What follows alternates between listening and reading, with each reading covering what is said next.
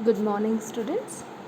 आज के इस लेक्चर में हम हमारी सेकंड बुक अंतर्राष्ट्रीय संबंध की पहली यूनिट से शुरुआत करेंगे और आज का जो टॉपिक है वह रहेगा शीत युद्ध।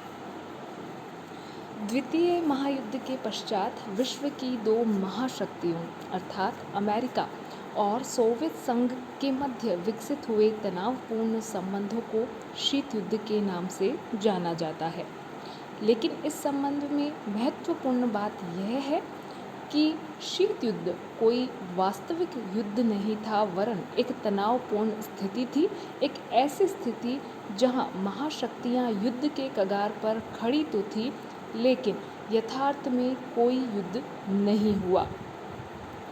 शीत युद्ध दो विरोधी विचारधाराओं के मध्य एक अवास्तविक या ये कहा जाए वास्तविक युद्ध न होकर मात्र विचारधाराओं की लड़ाई थी, और ये विचारधाराएं थी पूंजीवाद और साम्यवाद।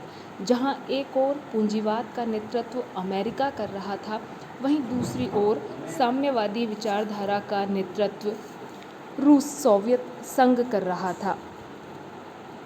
ऐसे में हम कह सकते हैं कि दो विरोधी विचारधाराओं एवं व्यवस्थाओं साम्यवाद एवं पूंजीवाद के बीच बिना प्रकट हिंसा के धमकी, अवरोध और प्रचार से बेर का निर्वाह करने का एक वैचारिक श्रेष्ठता के लिए लड़ा गया युद्ध ही शीत युद्ध है। शीत युद्ध की जो कालावधि है वह 1945 से 1990 तक मानी जाती है। यदि हम देखें कि शीत युद्ध के दौरान कौन कौन सी प्रवृत्तियां उभर कर सामने आती हैं या शीत युद्ध की कुछ विशेष सामान्य प्रवृत्तियां जो उस दौरान हम देख सकते हैं, उसके अंतर्गत पहली हम ले सकते हैं सैनिक शस्त्रीकरण, अर्थात विश्व की जो दो महाशक्तियां थी अमेरिका और सोवियत संघ, इन दोनों के ही मध्य कहीं ना कहीं सैनिक शस्त्रीकरण बढ़ गया, अर्थात हथियारों की होड़ दोनों ही तरफ की महाशक्तियों से लगा दी गई, और ये कहीं ना कहीं एक तनावपूर्ण स्थिति का निर्माण करने में सहयोगी रही। जैसा कि हमें पता है, शीत युद्ध एक वास्तविक युद्ध नहीं था, वरन दो विचारधाराओं का, दो महाशक्तियों के मध्य लड़ा गया मात्र एक वैचारिक युद्ध था, जिसमें जो प्रमुख हथियार था या जो प्रमुख अभिकरण था जिसके माध्यम से युद्ध लड़ा गया वह था एक दूसरे के विरुद्ध विरोधी प्रचार। अतः ऐसे में विरोधी जो प्रचार था एक दूसरे के विरुद्ध, वह शीत युद्ध में कहीं ना कहीं एक मुख्य अभिकरण या युद्ध सामग्री साबित हुआ। शीत युद्ध के दौरान तनाव चरम पर था। ऐसे में दोनों ही महाशक्तियों के मध्य किसी भी प्रकार की सार्थक वार्ताओं का पूर्णतया अभाव था, और इसी कारण विश्व में जो तनाव है वो निरंतर बढ़ता चला गया। इसी के साथ एक और प्रवृत्ति जो शीत युद्ध के दौरान देखी गई कि विश्व को अलग अलग खेमों में लामबंद किया गया, या ये कहा जाए विश्व के विभिन्न देशों के अमेरिका और सोवियत संघ के नेतृत्व में अलग अलग गुट बनाए गए। इनमें सैनिक गुट भी शामिल थे, जिसने कहीं ना कहीं विश्व में तनाव पैदा करने या शीत युद्ध की परिणति करने में या शीत युद्ध के दौरान तनाव को बढ़ाने में अपना महत्वपूर्ण योगदान दिया। लेकिन यदि हम देखें तो शीत युद्ध का कोई एक कारण नहीं था, शीत युद्ध कई मिले जुले कारणों का परिणाम था।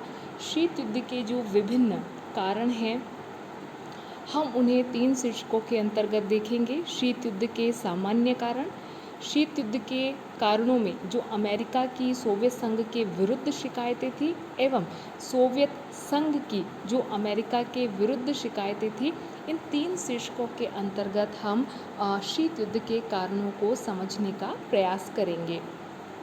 सबसे पहले हम लेते हैं सामान्य कारण। सामान्य कारणों में सबसे पहला, जैसा कि हमें पता है कि शीत युद्ध विश्व की दो महाशक्तियों अमेरिका और सोवियत संघ के बीच लड़ा गया। ये दोनों ही दो विरोधी विचारधाराओं का प्रतिनिधित्व कर रहे थे। जहां अमेरिका पूंजीवादी विचारधारा का प्रतिनिधित्व कर रहा था, वहीं सोवियत संघ जो है वह साम्यवादी विचारधारा का प्रतिनिधित्व कर रहा था।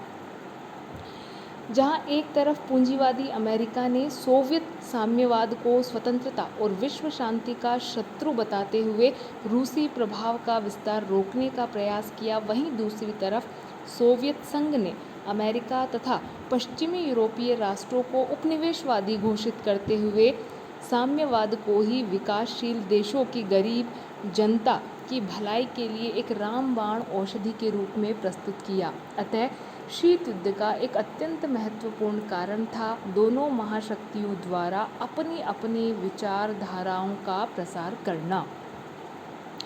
दूसरा कारण या दूसरा सामान्य कारण जो हम शीत युद्ध के पीछे गिन सकते हैं वह है द्वितीय विश्व युद्ध के दौरान जो राष्ट्र विजित किए गए थे उन पर प्रभुत्व की दोनों ही महाशक्तियों की इच्छा। द्वितीय विश्व युद्ध के दौरान महाशक्तियों द्वारा जो जर्मनी और इटली पर आधिपत्य किया गया था उनको लेकर भी अमेरिका और सोवियत संघ के मध्य मतभेद विद्यमान थे। एक तरफ अमेरिका तथा जो पश्चिमी राष्ट्र ब्रिटेन और फ्रांस के रूप में उसके जो सहयोगी राष्ट्र थे वो जर्मनी और इटली में उन्हीं तत्वों को समर्थन देना प्रारंभ कर रहे थे या दे रहे थे जिनके विरुद्ध उन्होंने युद्ध लड़ा था। वहीं दूसरी तरफ सोवियत संघ इन देशों में कहीं ना कहीं साम्यवादी आंदोलन को प्रोत्साहन दे रहा था और दोनों ही महाशक्तियों की इस भिन्नता ने कहीं ना कहीं शीत युद्ध के तनाव को बढ़ाने में अपना योगदान दिया। इसके अतिरिक्त राष्ट्र हितों में अंतर। द्वितीय विश्व युद्ध के बाद महाशक्तियों के नाते अमेरिका और सोवियत संघ दोनों के राष्ट्र हित भिन्न थे। दोनों ही कहीं ना कहीं विश्व में अपना वर्चस्व स्थापित करना चाहते थे और कहीं ना कहीं अपनी अपनी विचारधाराओं को स्थापित करना चाहते थे। तो ऐसे में चूंकि दोनों के राष्ट्र हितों में अंतर था तो दोनों में टकराव पैदा होना स्वाभाविक था। अब हम देखते हैं कि आखिरकार वे कौन से कारण थे जिसकी वजह से मतलब वे कौन सी शिकायतें थी जो सोवियत संघ को अमेरिका से थी जो आगे चलकर शीत युद्ध का कारण बनी। इसके अंतर्गत सबसे महत्वपूर्ण है द्वितीय मोर्चे का प्रश्न। जब द्वितीय विश्व युद्ध चल रहा था तब जर्मनी ने सोवियत संघ पर आक्रमण किया तो स्टालिन ने मित्र राष्ट्रों यानी कि अमेरिका और ब्रिटेन से हिटलर के विरुद्ध पश्चिमी यूरोप में एक द्वितीय मोर्चा खोलने का अनुरोध किया, लेकिन अमेरिका और ब्रिटेन ने इस अनुरोध को टाल दिया और बाद में अमेरिका और ब्रिटेन ने एक गुप्त योजना के तहत द्वितीय मोर्चा खोला ताकि सोवियत संघ की सेना आगे न बढ़ सके।